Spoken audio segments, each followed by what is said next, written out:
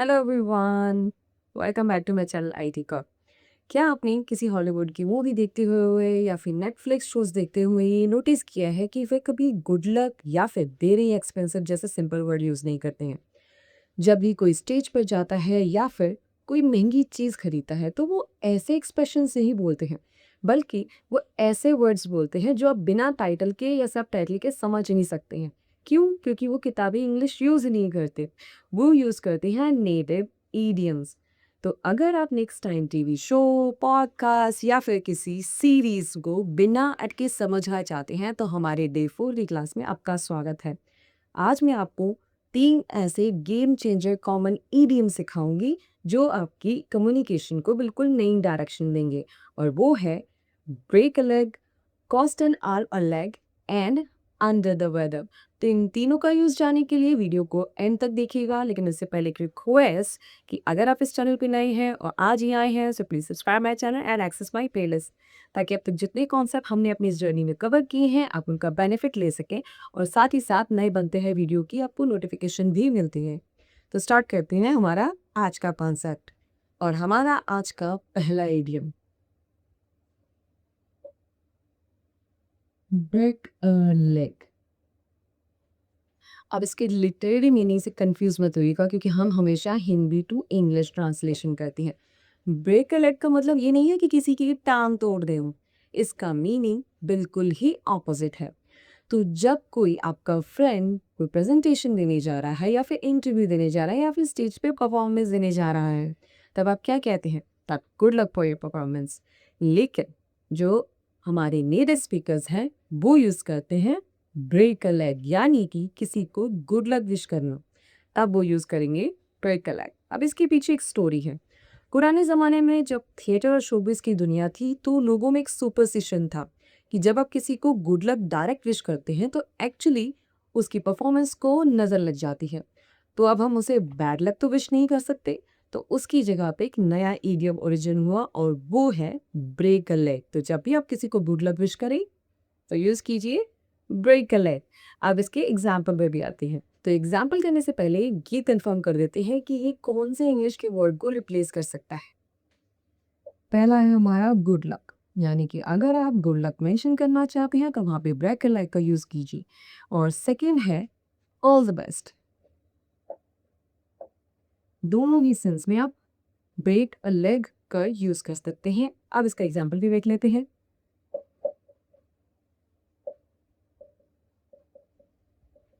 आज job interview है, good luck. Got a job interview today, break a leg. तो देखा कैसे गुड लक की जगह पे अगर यहाँ पे ऑल द बेस्ट भी होता तब भी हम ब्रेक अ लेग का यूज़ कर सकते हैं। तो इस तरीके से जब आप किसी को बेस्ट विशेस देना चाहिए तो उसकी जगह पे ब्रेक अ लेग का यूज़ करें, तो आप और भी ज़्यादा प्रोफिशिएंट और एक कॉन्फिडेंट कम्युनिकेटर लगेंगे। अब अपने नेक्स्ट इडियम पर आते हैं। हमारा आज का जो सेकंड इडियम है वो बहुत इंटरेस्टिंग है। जब भी आप कोई नया आईफ़ोन, कोई गाड़ी या ब्रांडेड कपड़े देखते हैं और जब आप उनकी कीमत को सुनते हैं, तब आप क्या बोलते हैं? That this car is very expensive. जो हमारे नेटिव स्पीकर्स हैं ना, उनके थॉट थोड़े डिफरेंट है। वो यूज़ करते हैं यहाँ पे cost an arm and a leg. अब इस इडियम का क्या मतलब है? इस इडियम का मतलब ये नहीं है कि आप एक बाजू या फिर अपने लेग की कीमत पे कोई चीज़ खरीद रहे हैं, बल्कि ये उनके कहने का तरीका है कि ये चीज़ बहुत ही ज़्यादा एक्सपेंसिव है। है ना? बिल्कुल ट्विस्ट, यानी कि इडियम्स इतने इंटरेस्टिंग होते हैं कि इनका मीनिंग कुछ और होता है, लिटरेरी मीनिंग कुछ और होता है, और इनके ऑपोज़िट में हम इनको बहुत डिफरेंट तरीके से यूज़ कर सकते हैं। तो अब इसके एग्ज़ाम्पल को भी क्रिएट करते हैं। मुझे नया आईफ़ोन पसंद है, लेकिन ये बहुत महँगा है।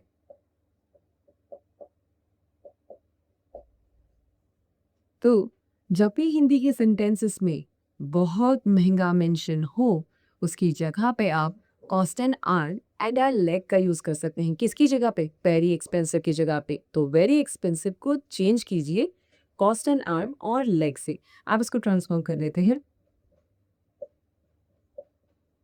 I love the new iPhone, but cost and earn an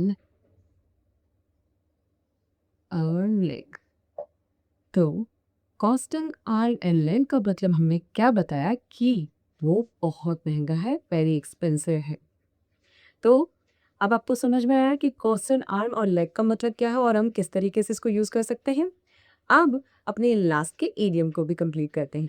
अगर आपको आज हल्का बुखार है, जुकाम है, सिर दर्द है, थकान महसूस हो रही है और आपका काम करने का बिल्कुल भी मूड नहीं है, इस सिचुएशन में आप क्या बोलते हैं? That I am feeling sick today. Content बिल्कुल ठीक है, लेकिन अगर आप 6th क्लास में स्टडी कर रहे हैं और प्रिंसिपल को लेटर लिखना चाहते हैं, तो बिल्कुल ठीक है ये। लेकिन अगर आप ऑफ़िस में हैं, ईमेल में मेंशन करना चाहते हैं कि आज आप काम नहीं कर सकते बिकॉज़ यू आर सिक, तो यूज़ कीजिए हमारा मैजिकल इडियम और वो है अंडर द वेदर।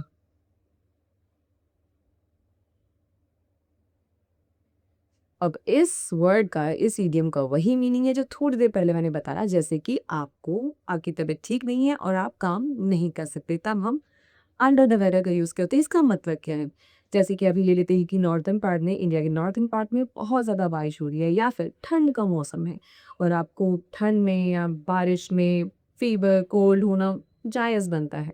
तो ये होता है अंडर द वेदर का स्पेल। सो नेक्स्ट टाइम अगर ऑफ़िस में ईमेल लिखना है तो don't mention that I am sick today, just mention under the weather.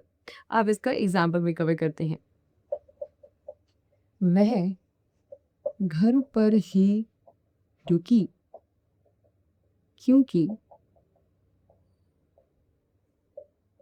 उसकी तबीयत थोड़ी खराब थी। थोड़ी खराब होना यानी कि तबीयत का थोड़ा-सा नासाज़ होना, तब हम अंडर द वेदर का यूज़ करते हैं। अब इसको ट्रांसफ़ॉर्म करें। She stayed home because she was feeling under the weather.